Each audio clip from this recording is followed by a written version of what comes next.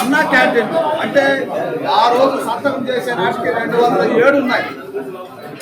ఈరోజు 62 చోట్ల అన్నా క్యాంటీన్, అందులో మన పత్తిపాడు నియోజకవర్గంలో తలదాత పరమేశ్వరయ్య ఇచ్చినటువంటి స్థలంలో 61 లక్షల రూపాయలు వ్యయంతో ఈరోజు ఎంతో సుందరంగా మనం ఈ అన్నా క్యాంటీన్ ఏర్పాటు చేసుకున్నాం.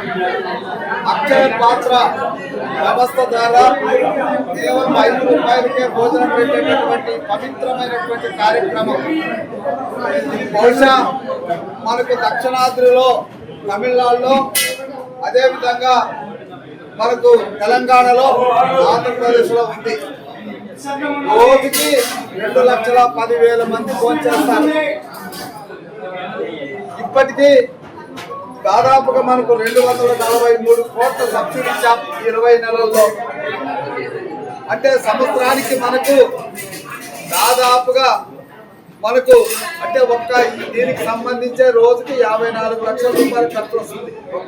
రోజుకి 54 లక్షల రూపాయలు అంటే సంవత్సరానికి మనకు దాదాపుగా 243 కోట్ల రూపాయలు రాష్ట్రం మొత్తం మీద వ్యయమవుతుంది. అయినప్పటికీ కూడా పేదవాడి కడుపు నింపాలన్నటువంటి ఆలోచన. ఇప్పటి వరకు ఈ 20 నెలల్లో చూసుకుంటే 8,20,00,000 మంది భోంచేశారు. వీళ్ళందరూ కూడా పేదలు, ఇంట్లో కొన్ని పరిస్థితుల ఇబ్బందుల వల్ల కూలీ నాలి చేసుకునేటటువంటి వాళ్ళకి టయానికి అన్నం తినాలనేటువంటి ఆలోచన వచ్చినప్పుడు కేవలం చాక్లెట్ కూడా రానటువంటి పరిస్థితుల్లో 5 రూపాయలకి భోజనం పెట్టడం అన్నది అది అన్నా ఆ రోజు పేదల్ని దేవుళ్ళుగా భావించి సమాజమే దేవాలయం అనుకున్నటువంటి నందమూరి తారక రామారావు గారు స్థాపించినటువంటి తెలుగుదేశం పార్టీ ఆయన పేరు మీదనే అన్నా క్యాంటీన్లు ఏర్పాటు చేస్తున్నారు. మీరు ఒక విషయం గమనించాలి, ఇంత పవిత్రమైనటువంటి కార్యక్రమం, ఆకలి ఉంటే 5 రూపాయలకి అన్నం దొరికేటటువంటి ఇలాంటి పవిత్రమైన కార్యక్రమం మీద కూడా కాలనాగు విషం చిమ్మింది.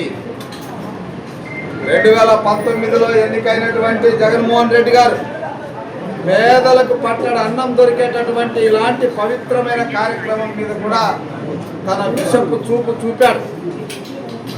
అన్నా క్యాంటీన్లు మూసేశారు. అలాంటి పరిస్థితుల్లో ఎంతో మంది ఇబ్బందులు ఎదుర్కొన్నారు. ఆ ఇబ్బందులను చూసి అన్న పేరు మీద ఉన్నటువంటి క్యాంటీన్ని నిరంతరంగా కొనసాగించాలని చంద్రబాబు నాయుడు గారు ఆలోచించారు.